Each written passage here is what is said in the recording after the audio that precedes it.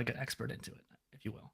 So maybe I'm just being modest, but I don't know. maybe. So technology is one of them. Yeah. Okay.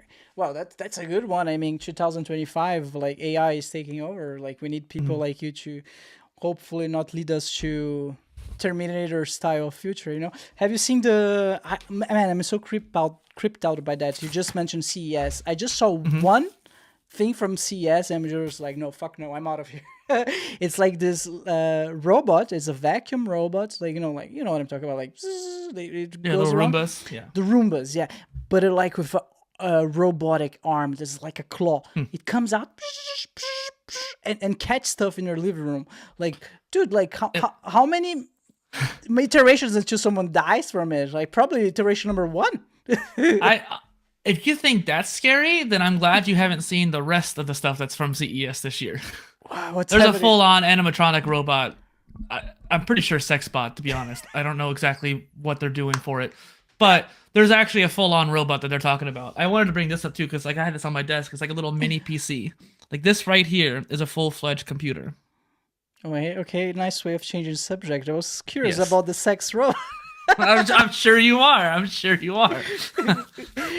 But I think people can explore that. So what about this tiny computer? It looks like a USB drive. Like it looks, it's just like a tiny little drive, but it's essentially a full-fledged Windows computer. And I just thought it would be more interesting than some of the topics of CES because it has a little HDMI cable. You have a little USB cable, and you plug in your mouse and keyboard to it, and boom, you're ready to go. And I installed Linux on there, so it would be a little bit more efficient. But I thought I'd bring it up because it brings up an interesting idea. Technology is getting smaller and smaller. We're able to do more and more with it. What I wanted to do is maybe have like a server on there. So you know how you have like Google Nest and Amazon Alexa, these home assistants, right? Yeah. There is an open source version of that you can get, and you could have your own little home assistant using AI locally in your computer, so you don't have to send things to the cloud and worry about data privacy and all that jazz. And I thought about using a little computer like that to just organize my own little home AI project and maybe build my own Jarvis down the line if I can have the skills for that. Is that possible? Because the way I understand it, those like Siri or ChatGPT, like they rely on the cloud. They need to talk to a server in order to be that smart. Is it possible to have it in a tiny computer like that? The computer, maybe not so much because that computer is not as powerful, but that computer could be the point of entry to talk to those servers if you want to do that. But there's actually open source models called like Ollama that you can basically replace ChatGPT with. They're open source, meaning you don't have to send things to the cloud. You can download them to your computer. And for my actual main computer or your main computer, you could probably run them just fine. Might be a little bit slow, but usually you have a pretty strong computer in the cloud.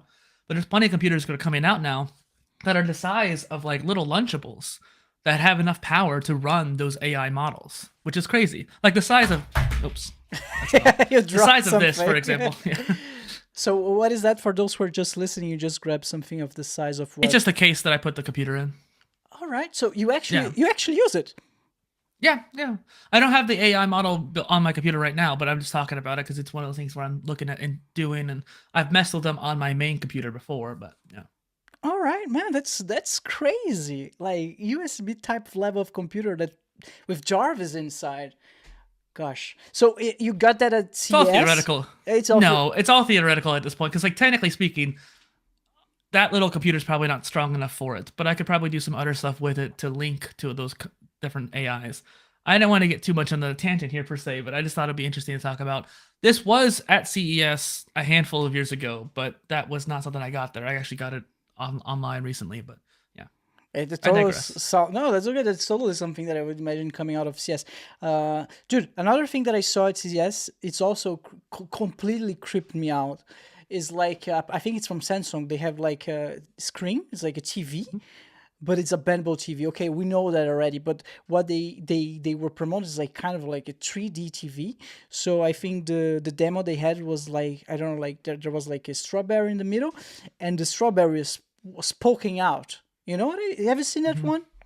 Yeah, it's like I think I saw it on the wall or something like that, and so you could like look around and you could actually see the strawberry from multiple angles and stuff like that. It's weird. It's super weird, man. Like, in what world is this useful? Maybe for ads, right? The first thing that Yeah. my mind goes to is like people using that in the subway to promote strawberries, whatever. Yeah. Or smoothies or whatever. Yeah. His movies, okay, dude. So that's it. That's what I know from CS this year. I don't know anything else. Have you seen any other creep stuff other than the sex robot? I don't know about creepy, but I do think it's really cool. There's a rise of smart glasses.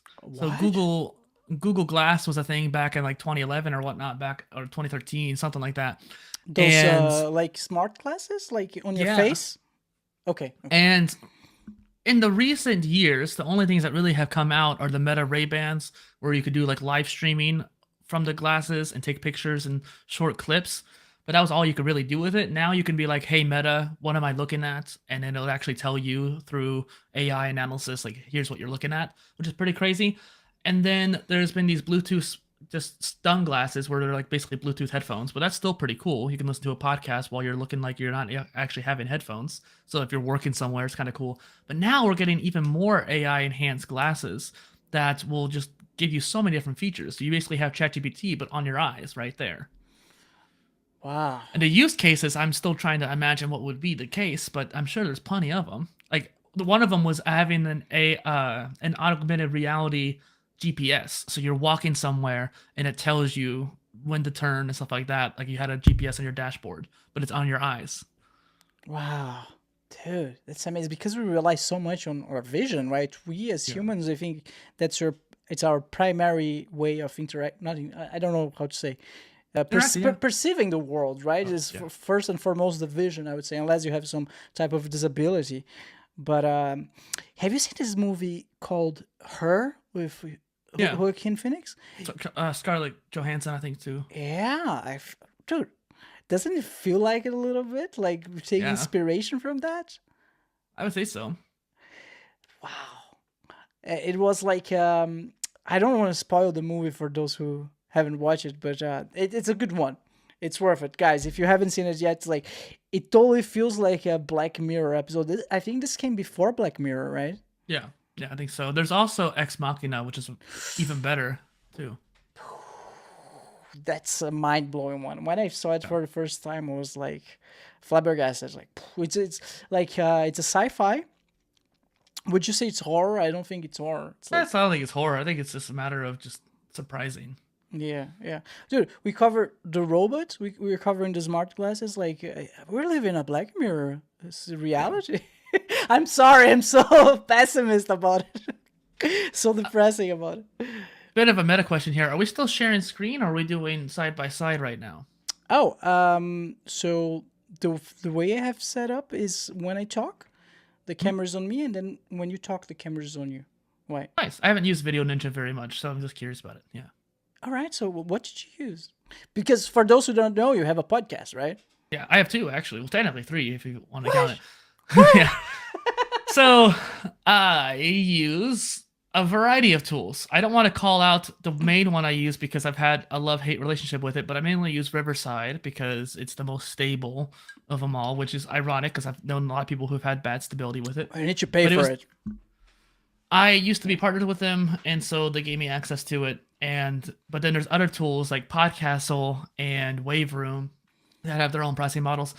There's Squadcast got bought out by Descript in recent years, and now Descript is actually making a new tool called Descript Rooms, and it's going to replace Squadcast, and I'm really curious about that one.